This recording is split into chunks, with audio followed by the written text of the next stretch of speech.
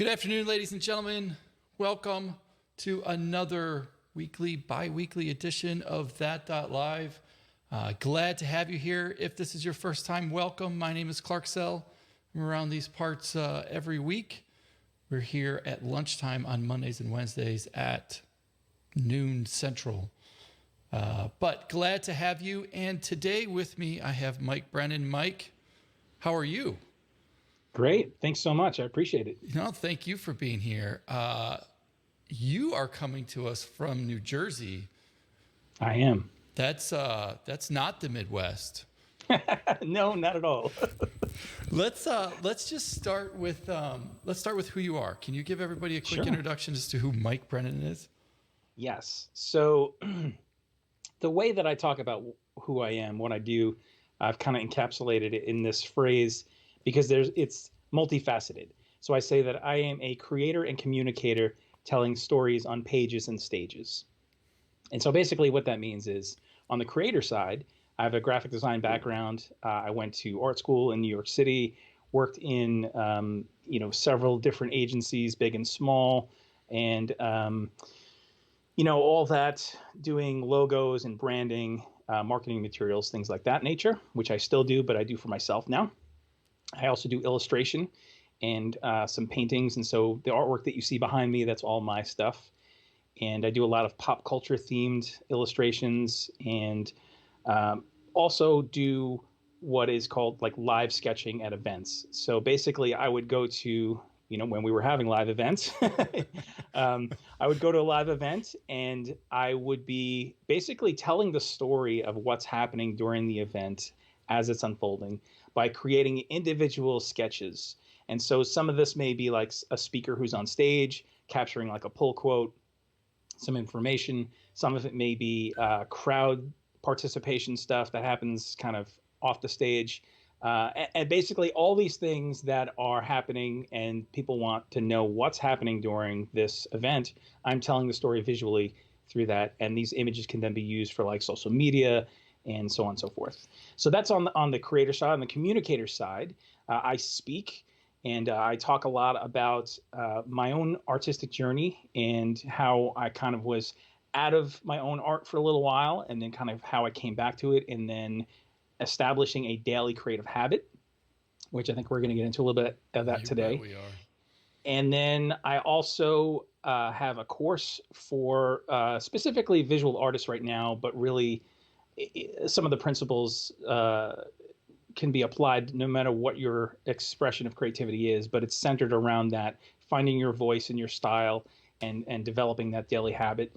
And then I also have a podcast called Creative Chats where I talk with people who really a wide spectrum of creative expressions, try to find out what their story is, what their experiences are, and find that thread that no matter what it looks like, if they're an actor, a baker, a visual artist, a musician, there's always this thread that runs through their story and experiences that other people can learn from as well. And so I really tried to put that together so that, the creative journey isn't so lonely. And we figure out like, oh, there are other people who have experienced a lot of things that I have or I'm currently going through. So that's kind of like in a nutshell, the various facets of what I do. And like you said, I'm located here in New Jersey, grew up in the East Coast here, didn't go very far, grew up in Staten Island, and then went to Long Island. So I say I went island hopping, but not the tropical kind, unfortunately. And then settled here in New Jersey. So and I'm married, 2 kids, 2 dogs. You don't have that Jersey accent that we all hear on TV. No. It's funny because even for Staten Island, a lot of people say like, oh, you don't like even have a Staten Island accent. People who know, there are certain words and I can obviously really put it on thick if I need to, so, but for the most part, I try to just be like, all right, just speak normally and let people make their own judgments. I have some family who lives or used to live in Boston, and it was thick. It was a pretty thick accent. And after a few days with them, you start speaking like you somehow lived in Boston. You're like, I don't even know what's coming out of my mouth. I packed the car. Yeah. And there's Dunkin' Donuts everywhere.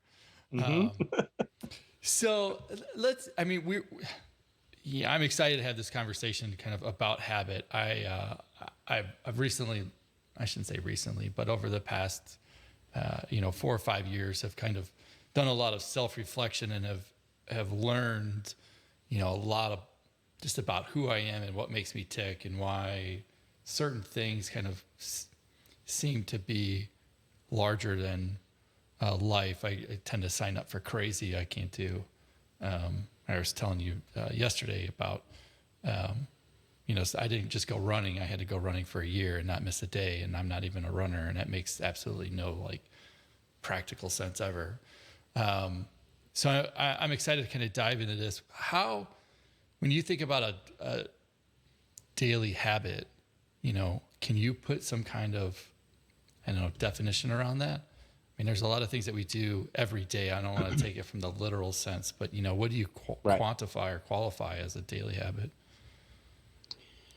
I talk about it in terms of showing up a specific time, specific place with the purpose of the goal of having your creative expression grow and flourish. And so that may be in the beginning trying to figure out what that looks like a little bit. And for other people, it may be centered around a specific project. They have a certain creative goal they want, whether it's a painting series or writing a book or whatever that creative expression is tied to. That's their end goal. And so for them, it's a little bit more like, let's reverse engineer and figure out the steps and figure out how can we put into something that's practiced so that we're not flirting with our creativity, but that we're actually consistent and taking that measurable steps. So a bit more of living intentionally to get to something. Yeah. Why daily? Is that overdoing it? I don't think so. And this has come out of my own journey, right? So I'm just talking about my experiences, what's worked for me, and what I believe will work for some other people as well. And for me, I knew that I had these moments where, I was working creatively for a day job, but that didn't do what I wanted it to do for me personally. I had things I wanted to express, things I wanted to create that my day job wasn't the right forum to do that. Sure. And so, but I had this problem that I would come home and I'd be like, I'm exhausted. I had a commute, all these different things. And then you're like, the last thing you feel like you have time for or energy for is for your own projects. And so it always gets, if there's anything left over. Yeah. And in those cases, it was very much a flirting thing. It was, well, maybe I have a few hours on a weekend or something where, oh man, now I got to find my supplies. I need to get into the right mindset. I need to clear off the space. And by the time I figured out how to get through all that stuff, I didn't have a whole lot of time left to actually create anything. And so that was problematic for me. And in my journey, I was doing a lot of creative stuff and then, like I said, for a day job, and then took really a 10-year gap I had where I didn't do any personal art whatsoever. And I really wasn't doing much creatively. And that really started to mess with me, and more than I would have thought. And I had taken on some positions that were more just helping people. And, I thought okay, well, if I'm approaching things from that standpoint and I'm connecting with people, I'm very relational, that should be okay for me. But I didn't realize that me not creating was really going to mess with me and my rhythms and just things internally. Yeah. And eventually it led to a place where I started suffering from depression and didn't realize that it was tied to that at the time. Sure. But going through that and coming to this place where I had this really dark season in life and a lot of stripping away and just pain and trying to process that and get some help for that, I ended up feeling like I was being called back to my art personally. And after not doing things for 10 years, I struggled with this thought of well, how do I even engage with that anymore? Yeah, totally. What does it look like anymore? Yeah. And not in the sense of a job, right? So not a client, not somebody else's project, but for me, just because I enjoy this particular creative expression. What does that look like for me? And I was like, I got to figure that out again. And so I started very slowly, and I was trying to read some books and look to some other people and get some guidance. And I remember reading, there's a book, The Creative License by Danny Gregory. And Danny was an ad exec, and he was doing a lot of drawing and kind of journaling his life. And he put together this whole book, and in there encouraging people to engage with their own creativity. And he said a couple of things that at face value, they seem kind of like almost silly, but for me, it gave me permission.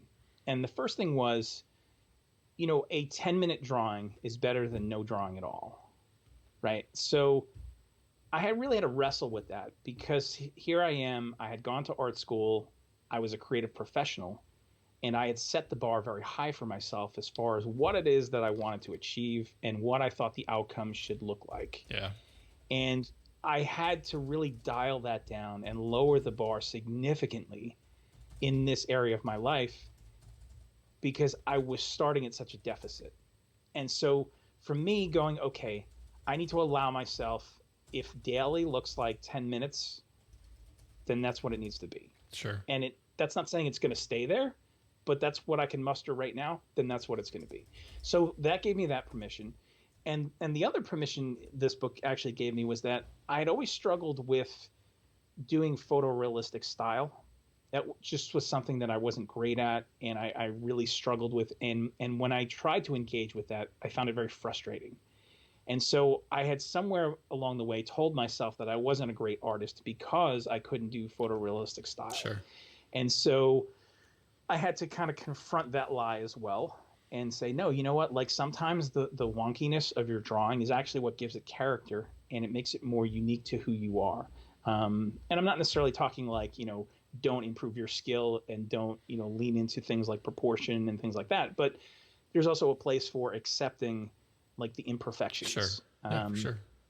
So all of that basically leading me to the place of going, I need to show up every day, because if I don't do every day, I know myself. I'm not going to be able to get into a rhythm where I keep showing up. Yeah. There are going to be too many other things competing, and I'll never get the momentum that I need. Sure. So I want to go back a little bit to the start. How, I mean, it takes a lot of humility to kind of step back and be willing to acknowledge where you're at. I mean, how do you feel like you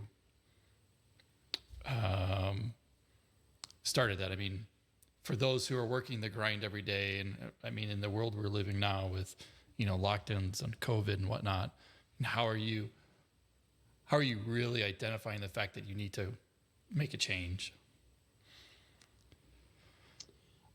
You mean for me back then, or in a current situation? I would just say in general, like how does one, sit there and say, okay, it's easy for you to sit there and say, okay, I was getting home from work, hindsight being 2020, I was getting home from work. I wasn't being creative. I wasn't being fulfilled, which means you have to be honest about all of those things as well. I mean, how do people like just take that leap? Because that's almost harder in some regards than the daily piece. Yeah. I guess, if you could talk about it in terms of being self-aware, right? The first steps of being self-aware to know that, there is actually an issue. There is a mismatch in what my current reality is and what I want it to be. And I think to some degree we're always in that place, right? Sure. Because there's always something that we're striving towards. There's always goals and dreams, and but knowing enough to say, there's something fundamentally at my core that's not sitting okay with this. I don't want to look back on my life and see that I could have taken action and I didn't. Instead, just let life happen. I don't want to be a passenger in my own life. Yeah. I want to be able to be active and engaged. And no one is going to do that for you. Yep. You have to step up and do that. And for the first part of my life, a lot of the roles and positions that I was in within design work, I was fresh out of school, and I was coming from a place of like, I just want to do a great job. Yep. Like, tell me what to do. I'll be a great worker bee. I'll work hard. I'll work smart. I'll do the best I can, but tell me what to do. And it wasn't until going through that very painful season in my life that a lot of things shifted. And for me to realize that so much of what I had placed in the hands of other people then became ash. And now going, okay, I have a responsibility right now for myself and for the people around me. And if I'm going to make anything of my time in my life, again, not just for me, but so that I believe that when you step into those things that are unique to who you are, how you're gifted and wired, when you excel in those things, you benefit, but also the people around you benefit. Oh yeah, totally. And so there's more at stake than just you Yep. kind of piddling around with, hey, I'm painting something or drawing something or doodling. Yeah. And so it's identifying that, I think, and it's hard work. Yeah. You have to wrestle. Yeah. Were there outside factors that led you to kind of that moment of realization? I think to a certain extent, it was passing situational things that would flare up from time to time where I would be frustrated by things.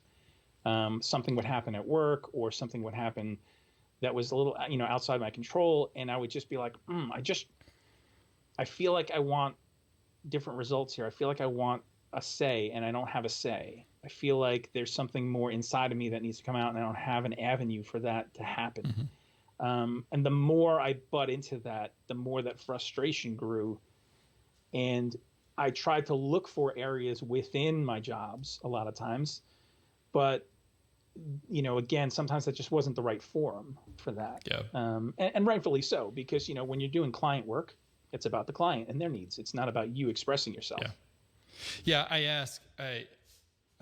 You said you had 2 kids, so I don't want to put age in anything, but I have 2 myself, a 14 and a 12-year-old boy and a girl. And I found, in fact, actually last night, my wife had asked me how I felt like my 40s have been, and I'm getting ready to cross into the officially middle 40 section of the 40s. And I think, I think back to the other decades, and this has been the one where there's been the most self-reflection. There's been the most, maybe the most, I'll use an analogy. When you get a new car and then you can only see the new car everywhere on the road, and yet you felt like you never saw it before, and all of a sudden you're like, oh my God, there's like 500 million Honda Accords. I never ever once saw one. Yeah. That kind of, that naivety there, and in that has, made, the prior 20 years pretty clear as to missteps and, giving my energy, away to others where it wasn't good, and everything around that. But it's also been I'd say a battle over the past, 5 years to, go, okay, well, it's okay to change in a big way. What should that big way be? And if it's wrong, it's still okay to yet change again. That's, I think people get trapped into thinking like there's a path and there's a way, and maybe it's the way, I was raised, or situational times of our parents and society. It was, up and to the right, and you go do this, and we're just not in, like you said, it's not a good use of your existence and time on earth when we're all unique and have something unique to give. Yeah. So that was 10 years ago. There's a lot that's happened in 10 years. Yeah. Well, actually, eight and change right now that I've been doing the daily art making. And so before that, it was 10 years of no art. So, I mean, I ran for 365 day, 366 because I was afraid I might be off a day. Yeah, I ended up getting injured and then fell off the daily habit. And now I'm trying to kind of get back on it. 8 years, multi years, doesn't even matter if it's 8, hard. Do you find yourself getting distracted, getting away, having to kind of rechange, and how do you keep yourself in check every day? Yeah, that's a great question. I have to put parameters around myself, and I change those parameters sometimes. So what I mean by that is, in the beginning, and I didn't know this at the outset. I realized this looking back, but in the beginning, it was really more about establishing the habit than it was the quality of the work. And I needed a place to give myself the freedom to just show up. And then once I kept showing up, and then momentum started taking over a bit, the habit started forming, then I could start leaning a little bit more into, okay, so let's try to actually produce some work that I feel good about. You have to go through a lot of crappy work before you get to good work. And I think, when we're just sharing stuff that is the stuff that we feel great about, the masterpieces, we do a disservice to the people who are on the journey as well, I think, and especially those who are just starting. Because there's this myth of thinking, well, I'm going to sit down, and every single time I sit down, I'm just going to be able to crank out this masterpiece. And it's, what I call the masterpiece mentality. And I'm like, that's just not the way it happens. How it happens is that you show up consistently, you do a lot of bad work, you do a lot of iterations, and then you come to places where you learn things and apply things intentionally. And then you come, then every so often you get that masterpiece. You get that piece that stands above the others. But you do a lot of work. You just keep showing up. And so for me to be able to set up the parameters to keep doing that, what had to happen for me early on was I said, okay, I'm going to break this down into small bite-sized things, because I started really the journey with thinking, okay, a 365-day art making journey. And when you come out of a void of doing nothing for 10 years, that's unthinkable. That's like telling me, like, picture $1 billion in your mind. And I'm like, I don't know. I've never seen $1 billion, unfortunately. If someone wants to give it to me, hey, I'll picture it all day long. But I needed something smaller. And so I said, okay, I don't know if I can show up for 365. That's my goal. Can I show up for 7? Can I show up for 7 days in a row at 10 minutes a pop? Yeah, I think I can do that. And so I had to, again, set it real attainable, real small, almost making me feel, a little stupid for it, going like, I know I can do more than if I just push myself, if I just, and it's that mentality of like when you go to the gym and you want to push yourself and then you've overdone things. Yeah. And then you're sore and then you hurt and you're like, I'm never doing that again. So I knew enough that I couldn't do that. So I had to guard against that. And I just had to keep it realistic. So I said, okay, 7 days. And I said, okay, well, what am I going to do for those 7 days? Well, right now I'm figuring out what themes I like. What do I like to create? And so I would pick 7 days and I'd say, okay, 7 days of pets. I have 2 dogs. So I'm going to do 7 days of drawings of pets, and I'm going to do it in watercolor and ink.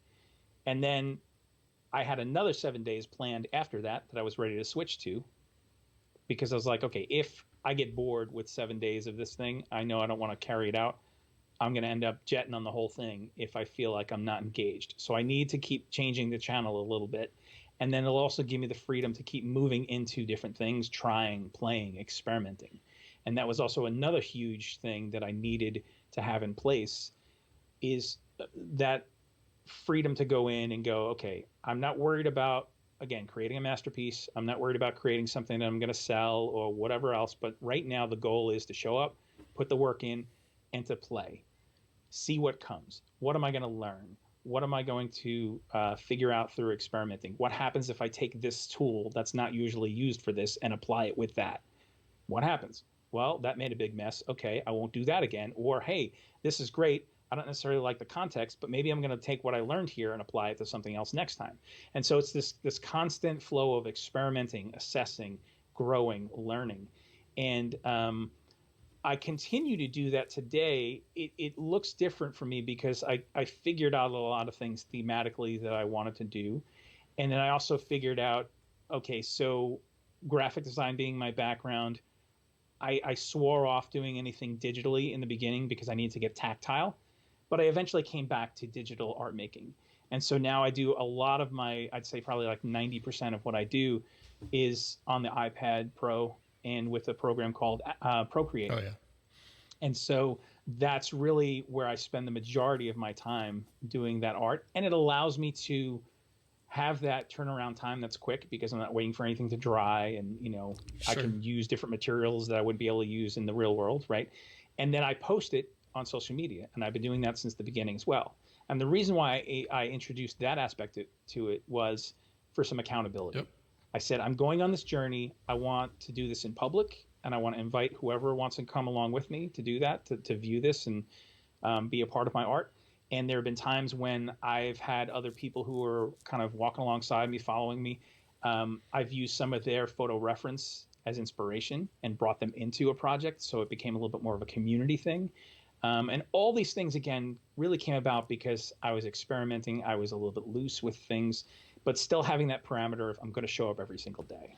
How do you budget your day for it? Because I think, at least for me with running, granted, it's not quite as easy as putting on or grabbing an iPad, but it is, grab a pair of shoes and you can run anywhere. So it's not like you need bound to a gym or someplace like that. But I think the hardest thing for me was always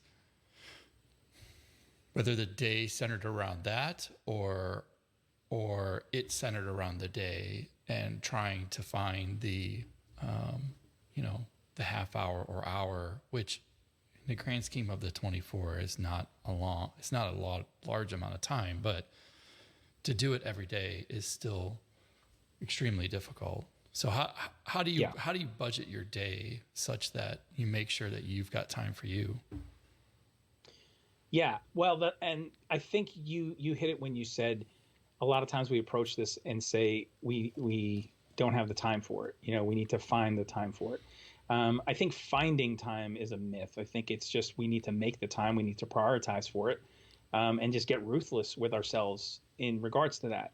In the beginning, it was more of I need to make sure that I actually put this as a calendar item on my calendar as if it was an appointment. And if I have to just name it, meeting with art or whatever it is that I need to title it, and make sure that I treat it such that like I wouldn't bail on a really important appointment, I need to treat that with the same respect.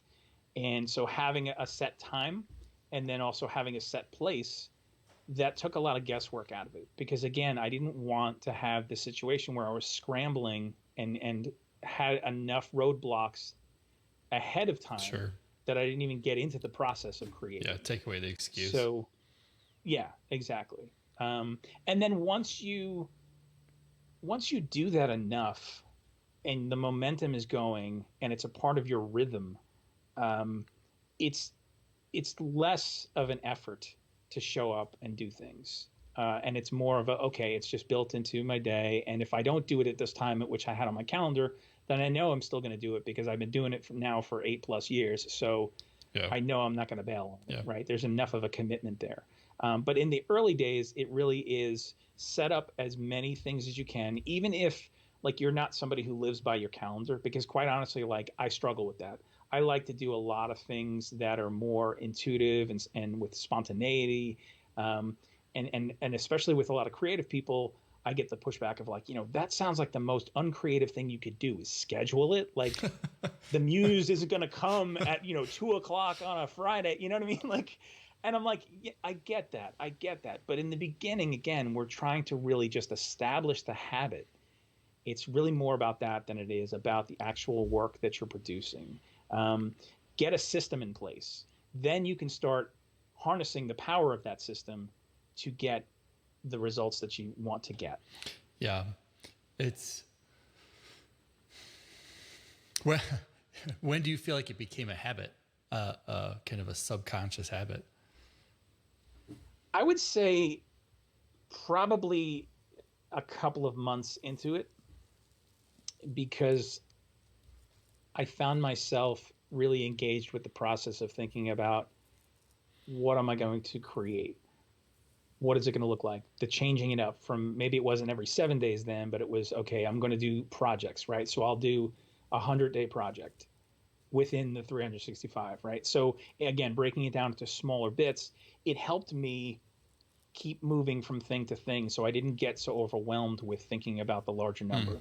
It was, or like 30 days. Okay, so I did 30 days of faces. So I was doing portraits, 30 days. Okay, so I'm on the lookout of what portraits am I going to do? Am I going to do these of celebrities? Am I going to do these of people that I know? Where's the source material coming from? What am I going to do? So it kept it fresh enough that I was engaged. But again, entering into that, knowing that this was a part of my habit now, that I am going to show up. What that looks like may shift and change a little bit, but I am going to continue. And when I got to the end of year one, 365, I was kind of like, okay, that was my goal. Now what? Yeah. And I was like, I don't feel like I'm done. I feel like I'm just starting to scratch the surface on something larger here.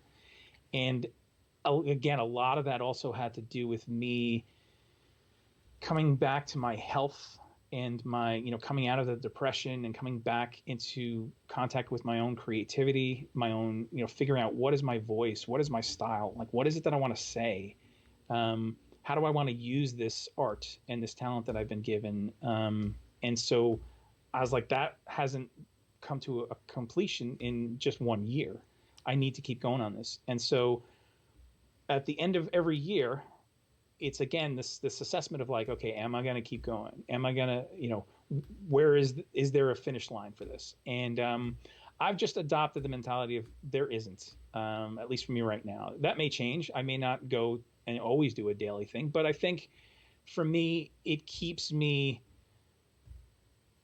showing up. It keeps me moving quickly because it's a daily thing where if I do something today and it really tanks, I'm okay with that because I know tomorrow I'm going to get up and I have another opportunity. And also it has enabled me to do other things like use some of the 100-day project. One, I had done 100 days of cartoon dogs. And so I ended up using a lot of those illustrations, recycling it kind of and repackaging it into a book. And so I self-published a book, Dear Human, What Your Dog Is Really Thinking. And then figured out, okay, how do I self-publish? That's another part of the thing. And so the process of showing up and doing this daily and keep going has also taught me that whole thing of kind of bootstrapping of let's figure it out as we go. Yeah. What are the things that we can do with this content now that it's created? How else can we serve people with it? Yeah, I was going to ask how often, and maybe you answered it with every year, but like how often do you kind of check in and like try to make sure you're not getting burned out? Because there is a flip side of overdoing it, and then then that throws things in a different direction. So yeah. Is that a yearly thing for you, or do you find yourself doing it more often?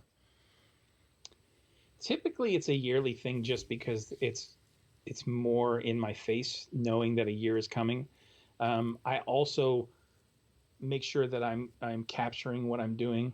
So not just sharing it on social media, but at the end of each year, I always put together a collage of all the work that I did that year, and then all the work that I've done collectively since the beginning. And so me doing that is making me very, very aware of what I've done, sure, what I'm coming up to, the year mark, that kind of thing. And so yeah, you're measuring yourself. Exactly. Yeah. And there are times when it's not that often, but there are times when I'm kind of like, I'm struggling today. I've been real busy. I was maybe, I had a lot of appointments and I need to fit something in. Do I have to go back to that 10 minutes, 15 minutes a day for today? Maybe. Yep. And be okay with that and go, okay. Again, it's not necessarily about any one given thing that I'm creating, but it's about the journey. And so there are times when, like, say, just recently, I was doing a series where the parameters I had given myself was I was going to do COVID themed art, right? So it was things that were COVID related, things that were pop culture related, and things that were kind of a little humorous. So I had to run things through that grid for me for a number of days. I didn't really necessarily give myself like 30 days or whatever, but I did a bunch, maybe probably towards 50. And I said, okay, what can I do? So it's the idea of, okay, Darth Vader, he has that mask and the whole breathing thing. Well, what if Darth Vader has another mask on top of that? And it's like, what? Can a guy be too careful? Like wink, wink, nudge, nudge, right? Like things like that. Bob Ross, the painter, he's got his afro and he's got the mask on and he's like, hey, keep your happy little phlegm to yourself. Like all these like little things that would start to come to me because I'm through my day thinking about I'm kind of scanning, even in the background, hey, I read an article about this, or somebody mentioned this when I was, someplace or whatever. And then it all comes together, or I was watching something on TV, and all these things come together then to feed into this grid that I've set up for myself. Now, when I get towards the end of that, I started getting like, man, how many different like mask things or hand sanitizer or like, how many things can I do like that it doesn't start to just feel like I'm rehashing. So I came to a place where I was like, okay, I think I'm done with that. And then I wasn't really sure what to do next, as far as like if it was going to be a series or something. So sometimes then I'll launch into just doing some kind of one-off things, and just again more of an experimental type of thing. But those times I find myself having to think harder and push harder, and sometimes hit up against that feeling a little crispy. It's gonna. I mean, I would have to assume that you'd have to sit down and kind of intentionally plan kind of where you're going to go on the one-offs, just because otherwise then you kind of get consumed in, I don't have anything. What's next? Right. So unless you budget for, and hell, that could be a day too, right? Sit down and budget for the time. But I mean, to that point, it is. If I reflect back to the running, not every day was a great run by any stretch.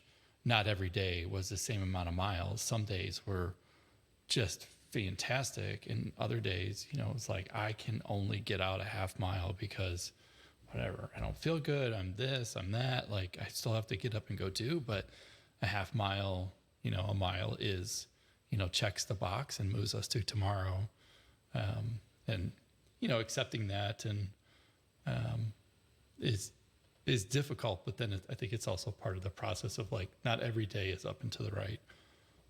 Right. Yeah. So, what's your advice for people now? Find, what if they feel like they're lost and not sure, not doing daily, just doing kind of moving through without necessarily any intention? I think, again, it kind of starts with the self-examination and self-awareness and asking yourself some questions of like, what's important to you? What is it that you want to do? Is there something you want to accomplish? Is there a goal that's bigger than just engaging with your creativity in this expression? Some people have goals of moving beyond and doing something monetarily, doing it for a living instead of just having it be something in the margins.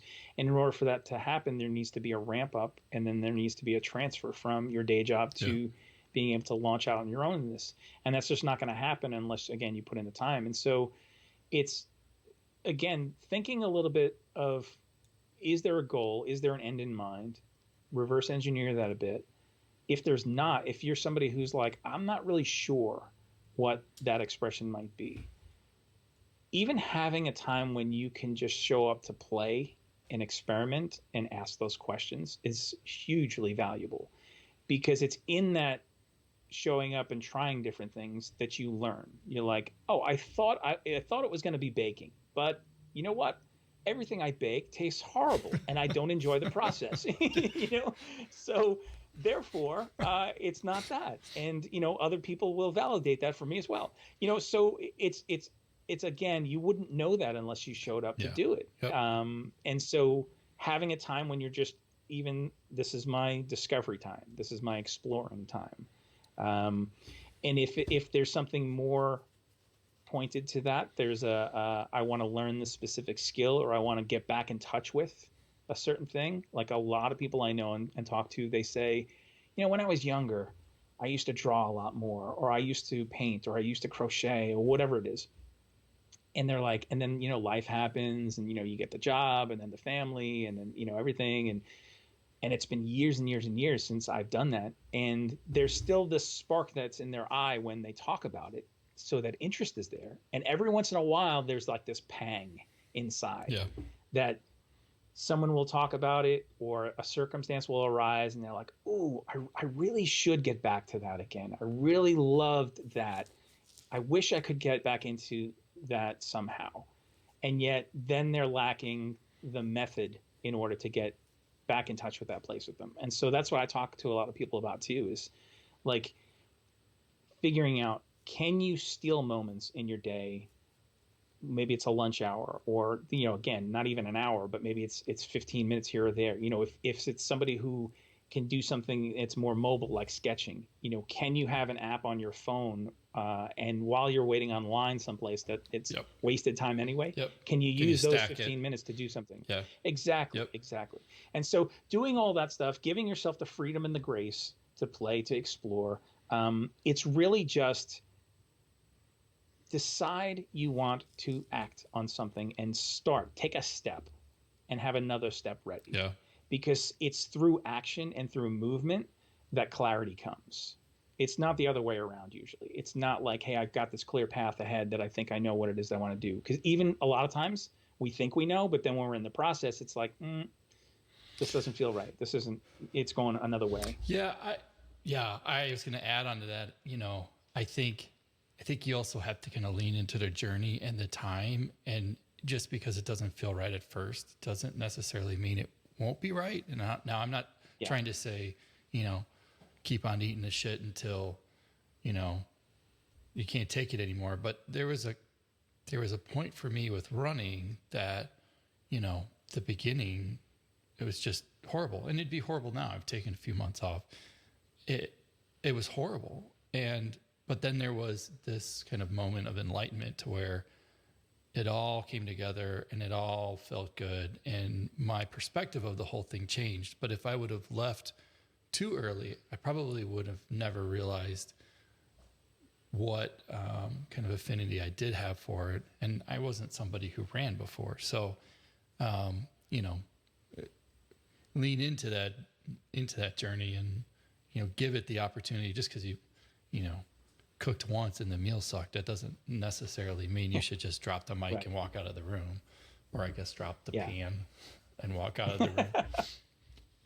Well, and there needs to be the right amount of challenge as well as reward. Because if it's too easy and the reward it's just not going to be engaging. You're going to be like, this isn't doing it for me. And if it's too challenging and there's no reward, or it becomes one of those like shoulds. That's too big. I should go to the gym. I know it's something that's good for me. I know it's, and then there's guilt involved with that. That's really not going to be the motivation that you need long term for that. It's hard. I wish my younger self would have known what my older self is known. And I don't know if older self would have told younger self these things, if it would have mattered anyways. I don't know if younger self would have listened. I don't know if this is just something that becomes important as you get older and you start to respect time a little bit more. I think about our kids and, trying to kind of, set them on a path where they could, somehow save 20 years of listen to what your dad said. You'll be so much better off if you just listen to me. They don't listen to me. So I don't know, but there are things that you can't change about the past. But what I've found is, like, if I can find a way to redeem some of the things that I've been through, even the things where, we all have those things in life where we're just like, I don't really know what that season of life was really about. It was painful. It was dark. It was something that I'd rather not talk about, or it was something that, whatever. If there's a way that I can somehow redeem that and find purpose and meaning in it, not just for myself, but then also for somebody else, then I feel like, okay, you know what? Like that's part of my journey, like it or not, and it's useful. It's not just something to tuck away and not talk about, Yep. you know? Yep. Well, I mean, you know, for us and kind of everybody centered around that conference, I think one of the best things is that the conversations like these are happening more and more, which means we're acknowledging the fact that we're more than, you know, we're not just one dimensional, right? If you want to be the best human, you have to look at all aspects of what you do, and that's, you know, your mind, your body, your family, your living conditions, the, you know, culture around you, and all of those things are in our control to at least acknowledge, and that's, you know, just being able to sit here. I mean, you're in New Jersey and I'm in Chicago, and somehow the internets have connected us, and to have the conversation, if it's helped, you know, a few people, that's, you know, better than it was this morning. So Yeah. We're getting close to the end of time. Any last thoughts? Any parting thoughts? I would just say two things. One, sometimes people tell me, they're like, that's great for you and your journey and your experiences, but I'm not creative. And I say, I think all people are creative. It's just a matter of how it shows up and how it gets expressed. And so there might be more obvious things when people say that they're not creative. Like they're like, well, I don't draw, I don't paint, I'm not a musician. You know, like those things aren't part of my talent. And I would say, okay, but maybe the way that you problem solve is really creative. The way that you work with numbers, the way that you work with systems, you know, those things are just as much part of creativity as something that's like a painting or a piece of music. And so I try to really dispel that myth and say, you know, everyone is creative some way and in some area of their life. And when we can engage with that more and more, I think, again, we win and then the people around us win. And so, you know, the last piece I would just say is decide to take an action step. Like no matter how small it may seem, take one step and have another one ready. And don't get bogged down with you can't see the road ahead of you. It seems like it's too big. Just do the right next step in front of you right now. And allow yourself grace in the process. Know that there are seasons of life and that this is a journey and it's windy. And so all those things factor into how we go about doing our creativity in our daily life. I don't think that I could have surmised any of that better. I love that last sentence, you know, take one step and have another one ready. I'm just ending it there because that's where the saucepan gets dropped in the kitchen. Mike, thank you for the time today. You know, thank you for, you know, putting yourself out there and sharing your story. I think that's, without conversations like these, you know, the more don't come from it. So, you know, thank you from everybody in that conference land to you, for sharing. Where can people find you? Yeah. So really easily, my website, mikebrennan.me, M-E, is kind of the hub for all things that I referred to earlier. And then also, if you're interested in following along my daily art making, you can follow me on Instagram. I'm at MikeBone, B-O-N-E. And I post there, like I said, every single day. And I love connecting with people. That's just as much a part of my art making as it is producing the actual art. It's the connecting and talking about it and sharing it with other people. So thank you. Absolutely. And we'll put all that stuff in places and around, and look to having you around TC and all that. So thank you for the time today. Thank you for sharing. I don't want to get in the way of your time either. Stay safe out there over next to that New York City. You know, you guys just keep those COVIDs out there, put them out in the ocean. We're super safe here in Chicago. We don't have any of that stuff. We don't have any seafood either. But thank you, Mike. Thank you for the time. Everybody, thank you for being here today. If you've got a story to share, let us know, and we'll see you next time.